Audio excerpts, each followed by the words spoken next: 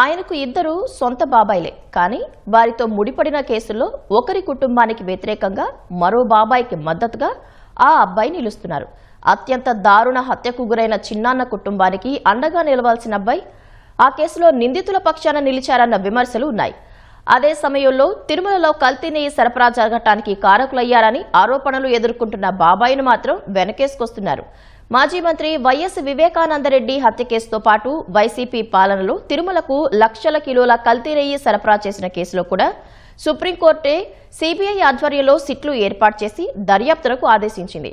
దేశవ్యాప్తంగా సంచలనం సృష్టించిన ఈ రెండింటిలోనూ అసలు సూత్రధారులెవరో, అంతిమ లబ్ధిదారులెవరో తేల్చకుండానే సిట్లు దర్యాప్తును అర్ధాంతరంగా అసంపూర్తిగా ముగించేయటం, ఈ కుట్రల వెనుకున్న అదృశ్య శక్తులెవరో ఛేదించకుండానే వదిలేయటం ప్రస్తుతం చర్చనీయాంశంగా మారింది.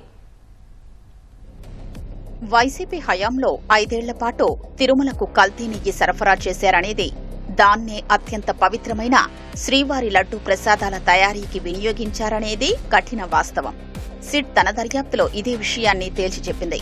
ఈ కుట్రలో టీటీడీకి సంబంధించిన 235 కోట్ల రూపాయల నిధులు దుర్వినియోగం చేసి ఆ మేరకు అనుచిత లబ్ధి పొందారనేది నిజమే. కాకపోతే ఇదంతా ఆయా డైరీల ప్రతినిధులు, టీటీడీలోని కొందరు ఉద్యోగులు మాత్రమే చేశారని తేల్చేయడమే విచిత్రం. ఈ కల్తీ నెయ్యి మహాపాపం వెనకున్న అసలైన సూత్రధారులు, పెద్దల ప్రమేయంపై లోతైన దర్యాప్తు చేయకుండా సిట్ వదిలేసిందనేది నిజమన్న విమర్శలు సర్వత్రా వినిపిస్తున్నాయి.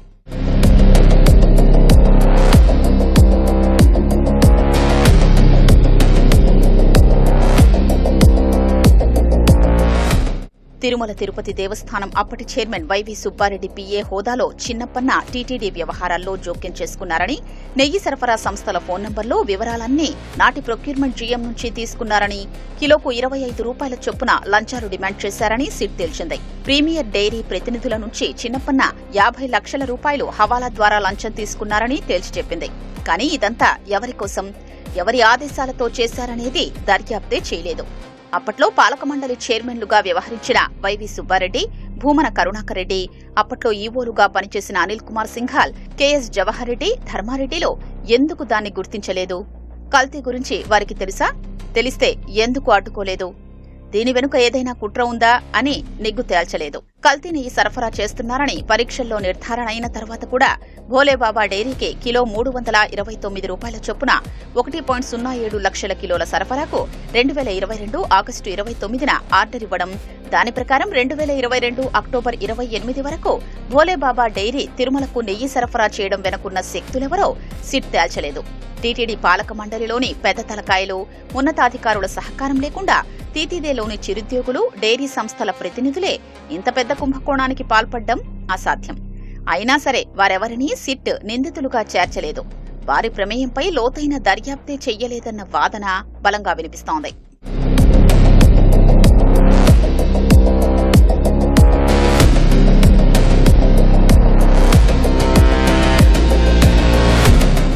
వివేక హత్య కోసం 40 కోట్ల రూపాయలు వెచ్చించడానికి నిర్ణయించుకుని హత్యలో ప్రత్యక్షంగా పాల్గొన్న 4 నిందితులకు 1 కోటి చొప్పున అడ్వాన్స్ ఇచ్చారని సీబీఐ తేల్చింది.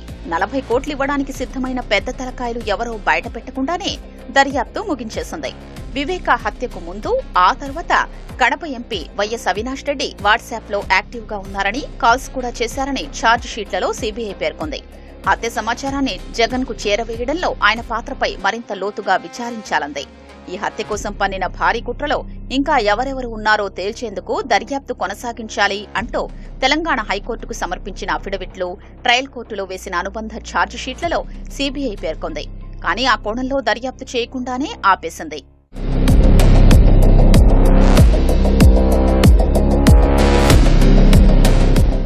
వివేక హత్య తర్వాత నిందితుడు సునీల్ యాదవ్ వైఎస్ అవినాష్ రెడ్డి ఇంటికి వెళ్లినట్లు, అర్ధరాత్రి 1:58 సమయంలో అవినాష్ ఇంట్లో ఉన్నట్లు గూగుల్ టేకౌట్ విశ్లేషణ ద్వారా తేల్చిన సీబీఐ, వేకువజామున 4:11 నుంచి అవినాష్ రెడ్డి వాట్సాప్ లో కాల్స్, చాట్స్ చేసినట్లు గుర్తించింది.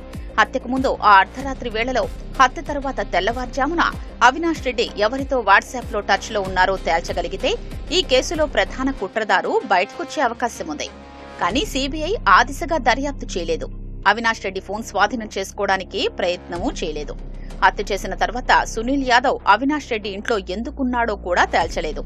వివేకా కుమార్తె సునీత సీబీఐ కోర్టుల చుట్టూ కాళ్లరిగేలా తిరుగుతున్నా అసలు దోషుల్ని పట్టుకునేలా దర్యాప్తే సాగట్లేదు.